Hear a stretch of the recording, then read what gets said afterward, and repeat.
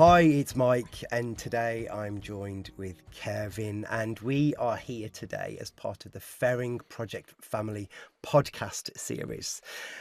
Today we're going to be talking about a subject really close to our hearts. We're talking about diverse family building from the perspective of a non-birthing parent or from a male perspective. So I'm looking forward to sharing these conversations with us today. So let's dive right in.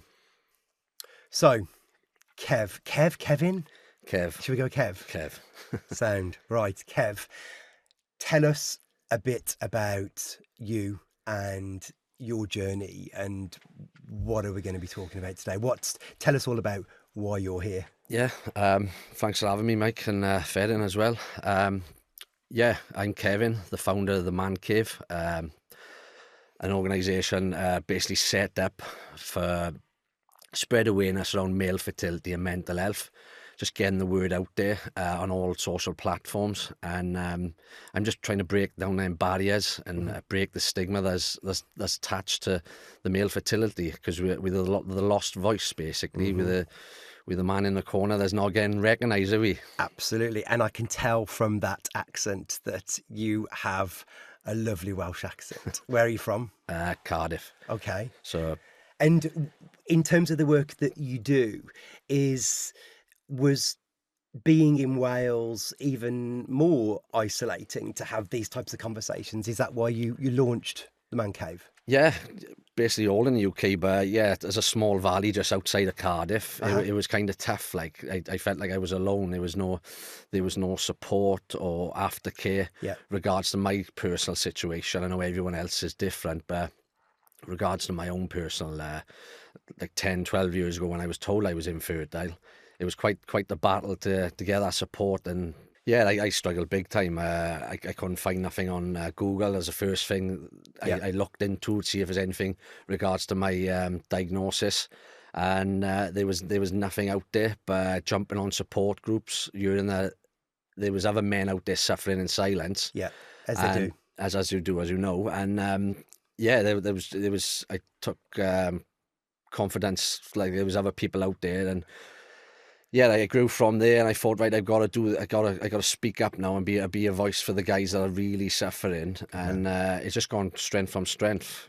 And what's it doing now? Like when did you found it? It was 10 years ago, 10 years ago. So yeah, I was diagnosed 12 years ago. So with what? Do you mind me asking? Fertility cell-only syndrome. So it's basically no sperm, basically. So I had the sperm samples. I had one sperm sample. Yeah. It was zero count. So been naive back then, being a youngster, thinking, oh, the mix-up, it must be a joke. Like never happened to you? Never happened to me. They've had a mix-up, so I went second time thinking no problem, and it was the same outcome again. Yeah. But same again, there was nothing there. So it was kind of heartbreaking going from that stage to like, where's my life going to go now? But getting to that stage was a process, which is tough, as you probably know yourself, going through your own personal journey. Yeah, we started our fertility journey 8 years ago. We had a round of IVF and a round of ICSI, and it weren't to be. We were unsuccessful. Okay. Took a little bit of a breather, went on holiday, gathered our thoughts, and we decided that was it for us. We was gonna end the journey there, because you know full well, most likely, jumping on your support groups, it can make or break you. Financial difficulty and the heartbreak of arguing constantly with your partner. And it consumes you, doesn't it? Do you know what I mean? Like, I'm sure the listener realises as well, if you've been in that situation, it's all you talk about. It's all your family want to talk about, because if you expose and you put it out there, then everyone just wants to have an update or see how you're getting on. How do you protect yourself through that? What did you do? It was just talking to my wife Nikki at the time. It was just making arrangements, having like date night once a month, and making sure we could speak to her, because at the early days we really struggled to. We weren't really open to counselling. But later on in the journey, 5 or 6 years after we've decided that we weren't going to go down that route, we had counselling. We had about 4 or 5 sessions, and it was the best thing Was it? that ever happened. I think it was the person, maybe it was the person. Yeah. She was a bit of a character. Yeah. We got on with her, had a bit of a laugh and a joke. I know that's not her job, but it made us felt at ease. Totally. If that made sense. Yeah, 100%. 100%. This is why I campaign and advocate, because I don't want to see especially young men Yeah. and women, but I'd like to be for the young men, because I know the struggles you have to get to this stage. Like, I've not wasted 8 or 10 years, but it's been quite the struggle. Yeah. And I think it comes back to the purpose of this particular episode, and that's men generally don't talk about this sort of stuff, whether we think it's going to make us less of a man to talk about our sperm or our infertility, or whether it's just, I just don't want to open up. I don't want my mates to know this. It's that you carry that burden and that shame almost, don't you? Because like we go through school being taught how not to get pregnant, where no one actually tells us, actually do all your bits work, get checked. There might be something you could do if there is a problem, whether you're a guy or a girl. We never have the ability to own that fertility piece, do we? We just often hear about it when it's too late. Starting in the schools would be the start, and then going into the clinics, the IVF clinics. Like, I remember when we was in it, me and my partner, they didn't want to know me because we were going down the sperm donor route. Like, I was just like a shadow in the corner, no eye contact, nothing directed to me. Familiar. And this is why education is so important. We need even the receptionists, the nurses, the doctors, everyone involved. Everyone needs to be so educated on the matter. So, slightly different journey to you. I'm gay, and me and my husband have been together since 2012, and we always wanted to have children. And for us, it was always going to be surrogacy and egg donation. But we knew nothing about it, and it's complicated, and it's, for some people, a really controversial topic. For some people, it's not. And I think we had to be our own advocate for our care and how we wanted the clinic to treat us. And at the time when we were doing treatment, there were still fertility clinics that wouldn't treat 2 men. And that was only in 2015, right? But it was complex. I remember the forms were just designed for men and women. So there was a lot of scribbling out, and, having to go and do your sperm sample in that room that is terrifying at first when you've never been. So I'm thinking, oh my God, how long am I going to be in this room? Because the door was there, the nurses were waiting, and then the nurse was like, "There's some magazines there for you."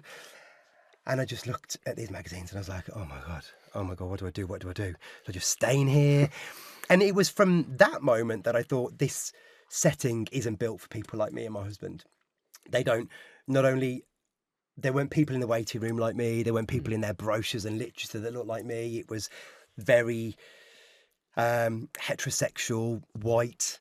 And it was at that point when I thought, right, this is going to be a bit of a challenge. But we were fortunate. We went on to have, we've got 3 children now. Oh, amazing. Which, we're blessed, and we now do work. I think, like you, it's your journey kind of defines then how you then support people. And that's what we do through my surrogacy journey, and Two Dads UK. That's kind of what we set out to do, to make sure someone else doesn't have to go through, stumble and do all of those things that we didn't need to do, and just gets clear support.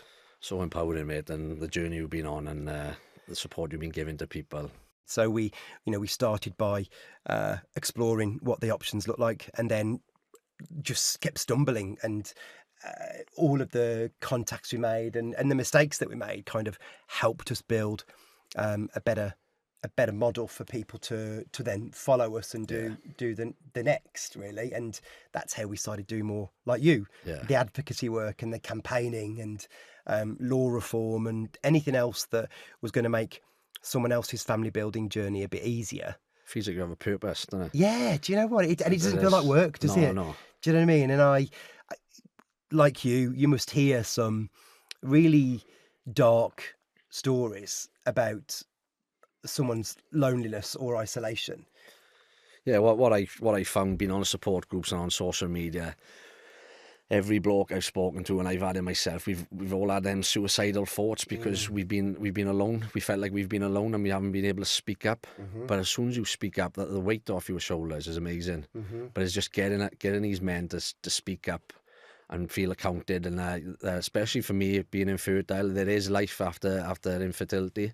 Yeah. To me, there is life. At the time, I felt like my life was over. But it was only in the recent years I feel like it was a big change in my life, and don't you know what I mean? My life is worth living. Absolutely, mate. Absolutely. And where was the moment that, if you don't mind me asking, what was that moment of where you thought, oh my God, I'm not okay?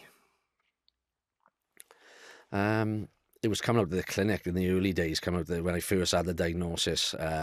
That's when my life just went out of control. I was drinking. Yeah. I was with my girlfriend at the time, and in a matter of 6 months, my relationship broke down. Yeah. I lost my apartment, my flat.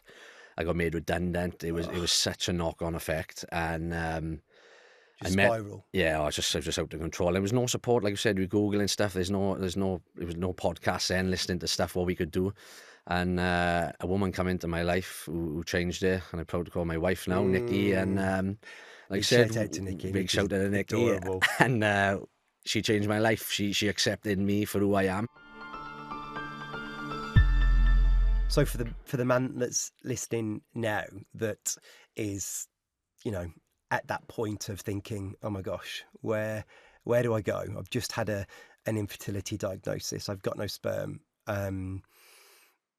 When you think it's all crashing down, what are the things that you wish someone would have said to you? It was just opening up. I found opening up, speaking to someone. But like I said, in the early days, it was hard to speak to my partner, my girlfriend at the time, and it was a constant battle. But it sounds simple, but the hardest part is opening up, is speaking to someone, anyone. I started talking to people in the club when I had a drink. Did you? And then I realised that I weren't kind of alone, because there was people like, oh, me and my wife are going through this. See that? And me and my partner are going through this. And it was one just in like, 6, I think it is. Next, you're crying then after a few Yeah. years. But it was good. You don't even know. It was the weight off your shoulders. It Totally. was good, like. But it's just that first initial opening up and speaking to someone. Yeah. But things are better now. Like I said, we were Googling stuff. There is support groups out there. There is podcasts, and the best thing you can do is hear other people's stories that have been through that journey. Yeah, that's something that I've found. And this helpful. is what we do. This is what we do. Totally. Innit? Just tell that story. Just usualise, I think, the topic of male factor infertility or diverse family building. I think it's good to have a conversation like this, and you understand where I've come from, and I get to learn, what your path looked like, and the fact it didn't end how you probably first planned it to. But what I really see is just you clearly come through a point of healing of like, yeah, life's good, because you've gone through that, maybe that grieving stage, I guess, of what family is supposed to look like. Yeah, it's tough, innit? Just going through that whole process is a emotional roller coaster, isn't it? But moving forward with these clinics, how would you see it moving forward? What can we do in the clinics to let the men be noticed in these rooms? I think just like you, the first time we did treatment, it was my sperm, and the second time we did treatment, it was my husband's sperm. And when I was the patient number 1, as the form said, Wes was never spoken to or really addressed. It was just all at me and never really at Wes. And I think clinics really need to understand that family building is really diverse, whether you're a birthing parent or a non-birthing parent or a genetic parent, or in your case going down a donor route. I think sometimes it can feel so clinical that there's just no personalization of just getting to know you, why you're here, what's been unpacked to get you to come in, because it takes a lot of balls just to get to the clinic. And I think sometimes, in my experience, none of that is considered. It's almost like, we'll be grateful that you're being seen.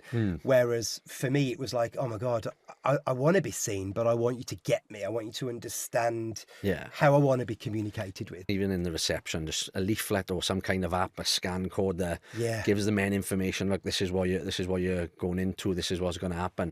When you were going through all of this, did you tell your mates?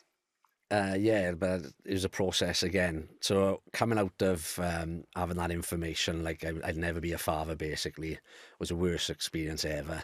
And I remember going home to my dad, and he comes from a big family. There was about 8 of them growing up, brothers and sisters.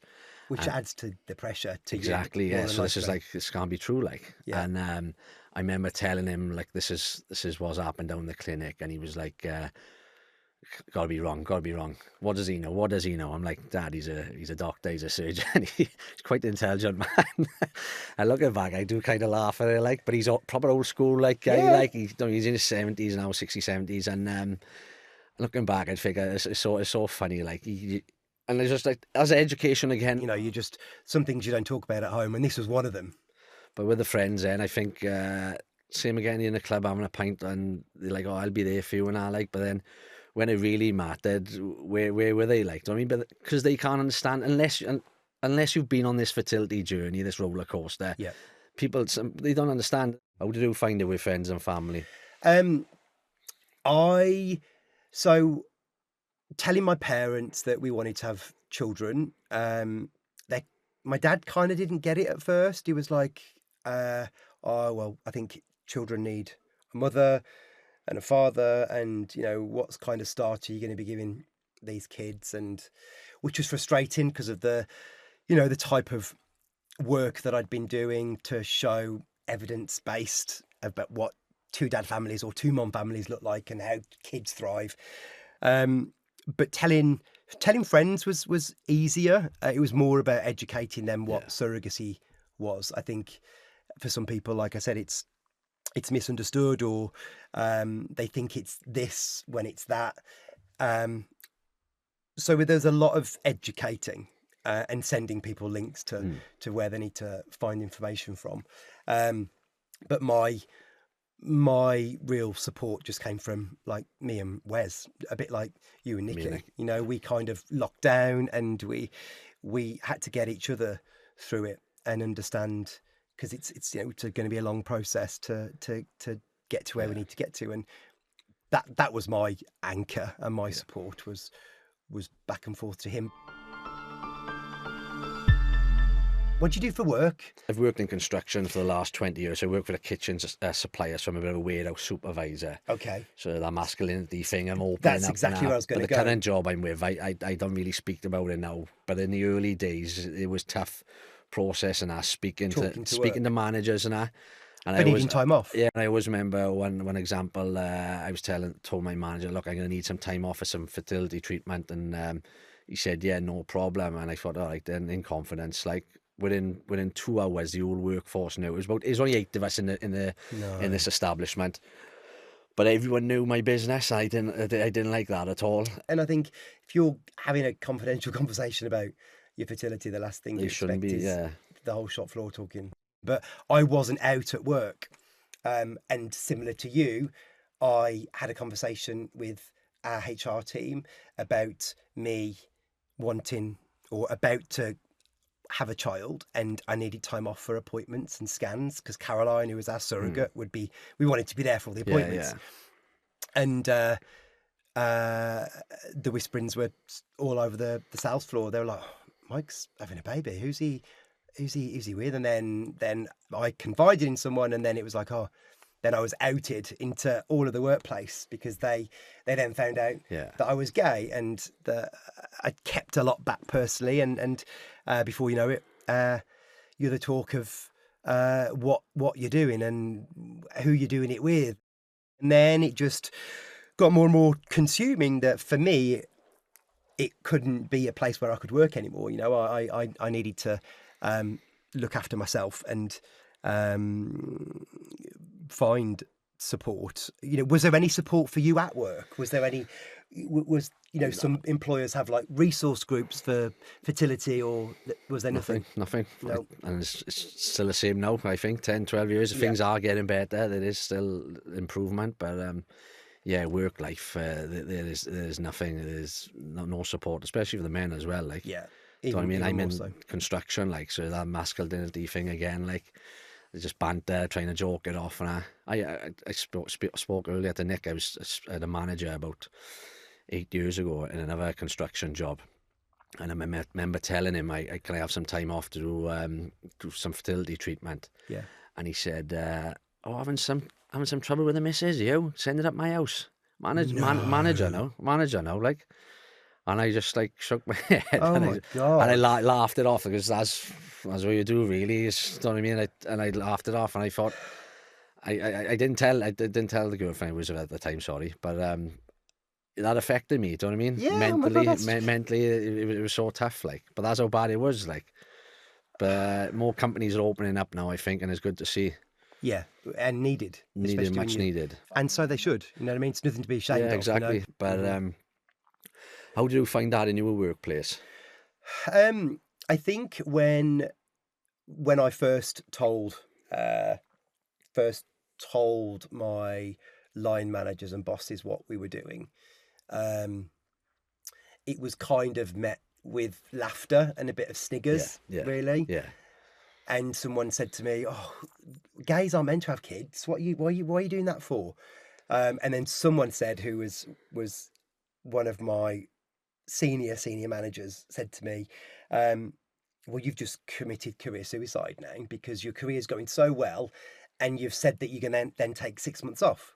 Why do you want to be at home with a baby?" And it was that, I think it was those assumptions of what they thought a man's role was. And I was the only gay person in this company on a sales floor of like 100 people. And I wasn't what they thought a gay man should be like. There was the banter, you just call it banter now, but it was, it was brutal. Brutal, yeah. Yeah, I was always the joke, right? And then when it was talking about, then being, they'd call me a stay-at-home mom, stay-at-home gay, just wanting to pry as to why I didn't want to be at work, and why do you want to be at home for? And that, what role are you going to do? Who's changing nappies? And it was the derogatory side stuff, more angled against women, but asking me, oh, well, what role was I going to play in this? And there was no support. And I definitely got no support from our HR team. They were constantly getting the terminology wrong. The leave policy was aimed at one man, one woman. There was no employee resource group for LGBTQ people, so I had no other peer to go to. It was often me educating HR about, oh, no, the leave that I need to do is X, not this. And I'm not going on maternity leave because I'm not pregnant. And it was all of that constant like battling. And then, and as I'm educating them, I can hear someone else behind me sniggering, and it was draining to the point that I didn't want to go to work, because I couldn't book time off to go to appointments, because I lied for that first period because I didn't want to tell anyone what was happening. So, I was putting appointments in my diaries just to make sure I could support Caroline and Wes on these appointments. And because there was no workplace support for people like me, or people going through IVF either. It was, you had to use your annual leave, or you had to take an unpaid holiday, and there was no in between.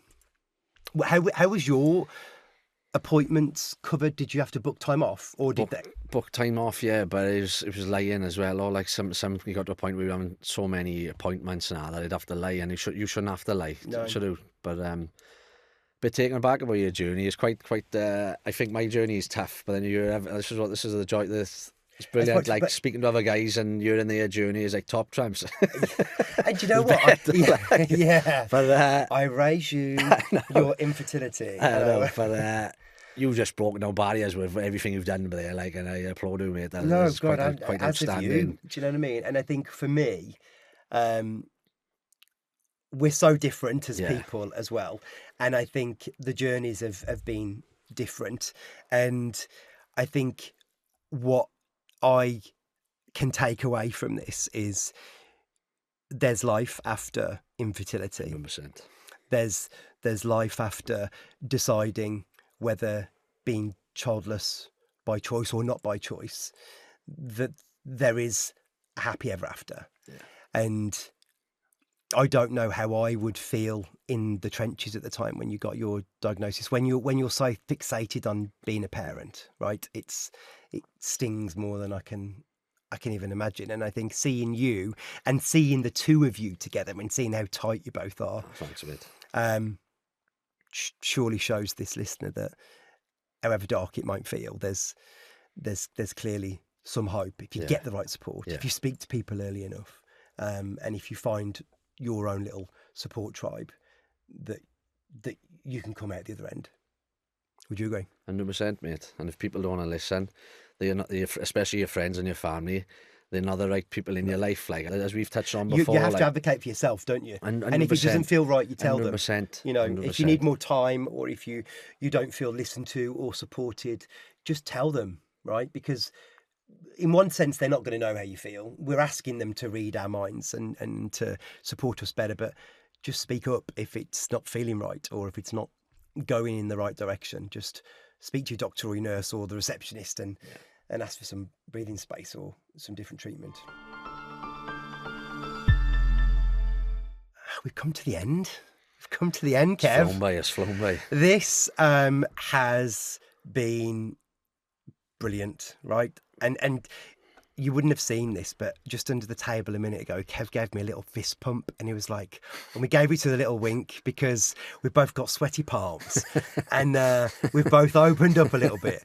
And this was quite cathartic, just it was. chatting it through. And I hope this helps you and us in your head right now. I hope this resonates somehow because it's a topic that, for me, the takeaway from doing this, not only have I found it really enjoyable to get to know you, but to get another perspective on, I guess, what the impact of toxic masculinity can feel like, or what the impact of getting the right support early enough can make or break someone. What was your best bit?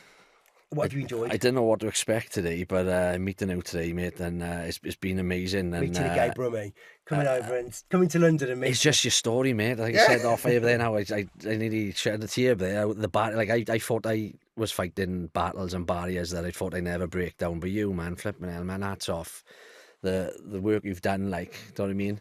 Like, even like in the clinics, like you're saying about like the material that's on offer. And I didn't think. But yeah, since then, but right? Now, yeah, we have changed the material that clinics now provide. Yeah. So now we challenge the fertility industry to provide inclusive materials for people going to do their donation, that it wasn't just amazing, the typical type of magazine. So it goes to show the power of a voice. Yeah. But I've loved this, mate. Thank you very much. Thank you very Another much. fist bump. Yes, another fist bump. Thank you for listening. Thank you. I'm Michael. And I'm Kevin. Nice one. Thank you. Thank you.